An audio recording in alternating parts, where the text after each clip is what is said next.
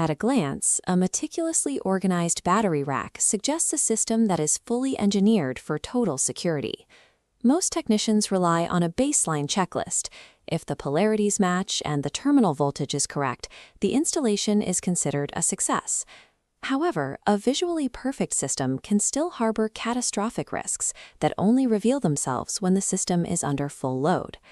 While we measure battery health in volts, voltage is simply electrical potential.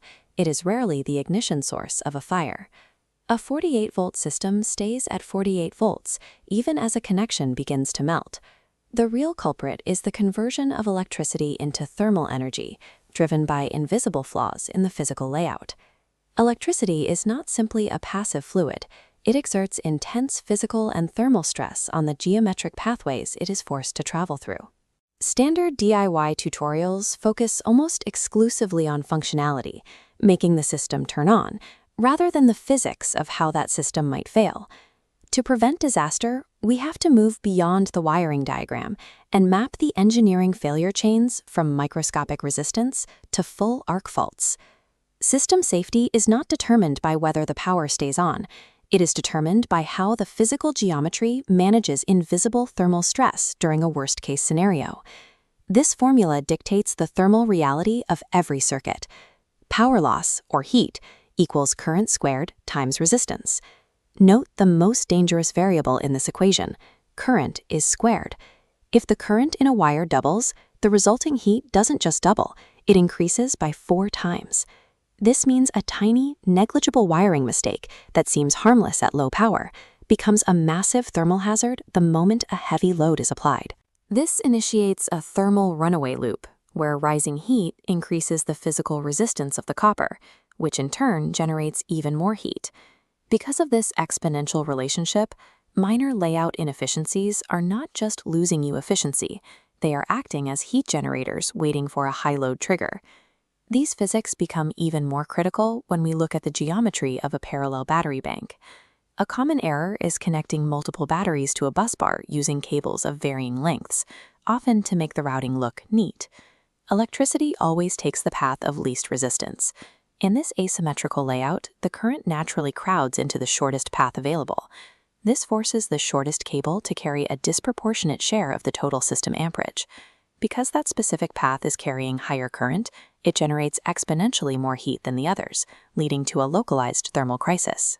The deceptive part is that your system monitor will still show a normal total voltage, leaving the overheating cable completely invisible to the user.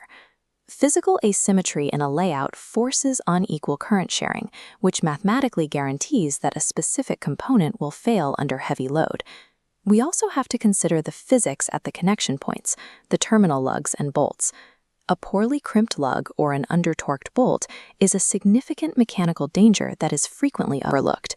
On a microscopic level, these loose connections create a zone of high electrical resistance directly at the contact point. Under load, this micro-resistance generates intense heat. This causes the metal of the bolts and terminal to physically expand. When the load drops and the system cools, the metal shrinks. This is known as thermal cycling. This constant expansion and contraction cycle can eventually back the nut off the bolt, loosening the connection further over weeks or months. The fatal result is an arc fault, where electricity violently jumps across the physical gap, creating a localized plasma event. A harmless microscopic gap, if not properly torqued, eventually becomes the fastest ignition source in a DC system. Moving away from the connections, we have to look at how the cables are routed through the environment. Tightly bundling high-current DC cables together is often done for aesthetics, but it ignores a critical physics problem. Tight bundles trap the ambient heat that is naturally generated during charging and discharging cycles. As the internal temperature rises, the plastic insulation begins to soften, warp, and thin out under the weight and pressure of the bundle. Eventually, the insulation fails, leading to direct contact between positive and negative conductors. This creates a dead short circuit, producing an instantaneous fault current that ignites the degraded plastic within a matter of seconds. The risk is even higher when batteries are enclosed in sealed racks or cabinets, without active calculated airflow. In lead-acid systems, trapped heat combined with natural hydrogen off-gassing can turn a simple electrical fault into an explosion. If a design does not account for thermal dissipation, it is essentially converting normal operational heat into a short-circuit ignition pathway. To manage these risks, we rely on protection devices like high-amperage fuses and breakers.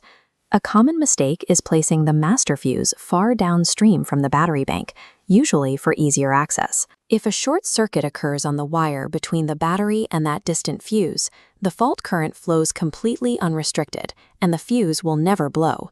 Professional design requires adherence to the source proximity rule. By placing the fuse as close to the battery terminal as possible, you ensure the energy is cut off before a fault can travel down a vulnerable wire. In a DC system, the battery is the energy source. Any wire between the battery and its first fuse is entirely unprotected. Constructing a safe system requires applying these physics-based rules to the physical build.